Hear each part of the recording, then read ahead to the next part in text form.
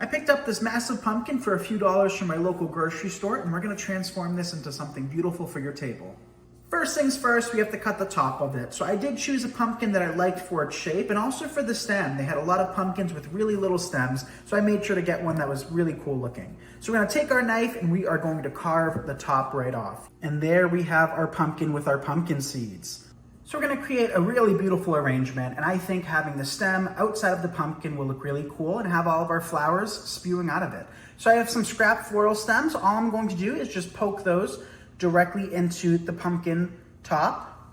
Now that we have little stems in the top of the pumpkin, all we have to do is just poke that right into the pumpkin itself. In my kitchen, I have a cup. Most of you guys have a cup at home. Just fill it with some water and place it right into the middle of the pumpkin. And all we have to do is just take our flowers and place them right into the cup filled with water. And mums have a really long shelf life. These things will last for weeks on end. And if you have some plants outside, you can actually just use some maple leaves or whatever you have on hand in your own gardens. Now it's time for everybody's favorite flower, which are sunflowers. So these I think will really pop in this design. So we're just gonna work in one bundle worth. And our third will go on the opposite side. And our last sunflower, I think, will look pretty right in the front.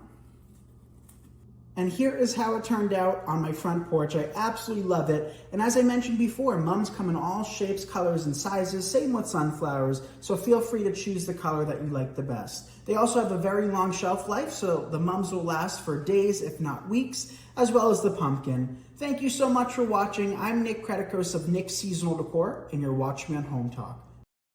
Let's head on down to Dollar Tree. We're going to pick up some silhouettes. Next, we need to paint them. So we're going to lay all this out outdoors on some cardboard using some spray paint. And I'm going to go around and spray all of it. Little does it at a time, so we don't want any runs. And we're going to do this on the front and the back. Then it's time to either go buy some stakes or we can make our own. I grabbed some scrap wood, cut 45-degree angles on one end, and I got a little spike there for driving into the ground. Next, I need to place it so that I can staple it down. You can use screws, but I went ahead and used staples. This is our little witch with the cauldron. I'm going to staple this about 4 times, and it should hold it really nice to the stake. Once I get all those staples in, they're a little shiny, so I'm just going to squirt them with some spray paint. Also, make sure that the stake gets painted with the same type of black color.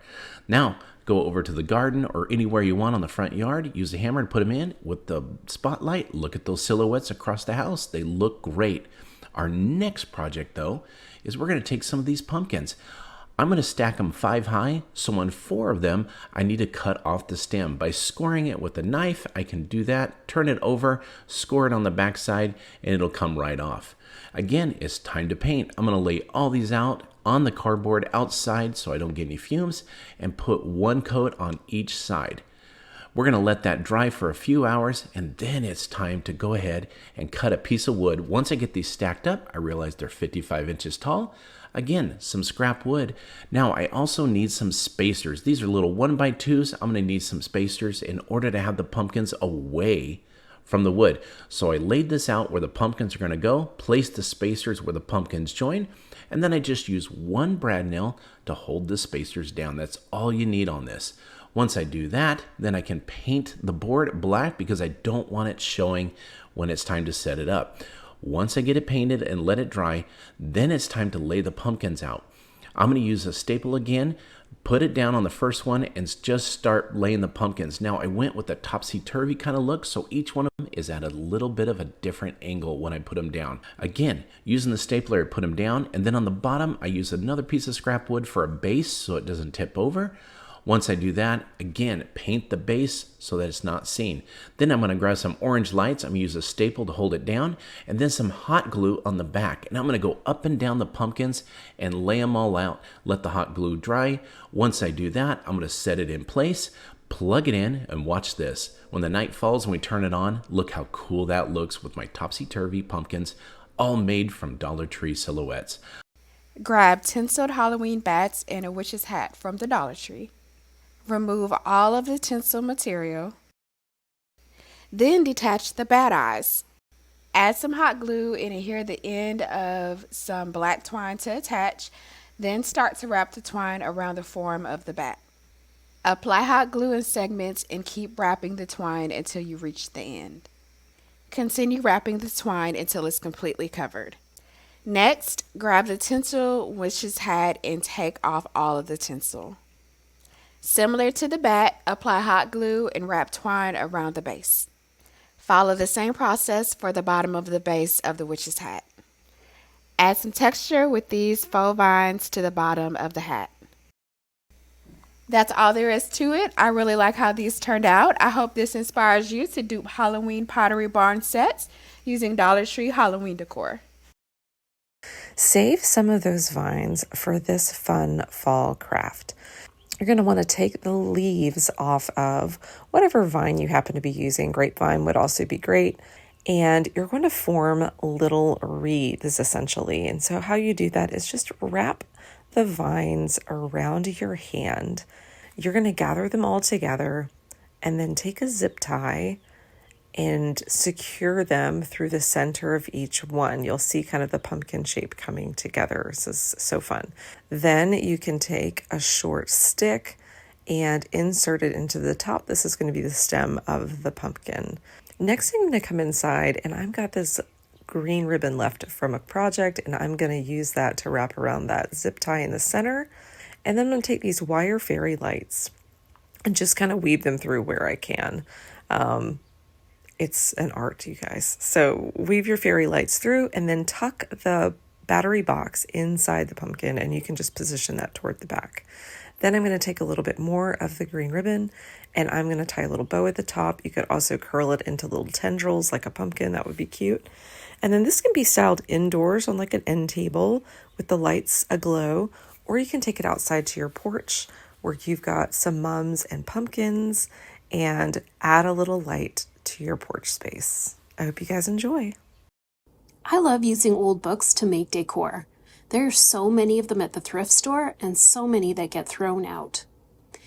To start this project, I want to remove about 20 pages or so from the book. I can use my straight edge knife to slice near the spine of the book and then pull gently to remove them. I want to fold each page the long way so that they look like a hot dog bun.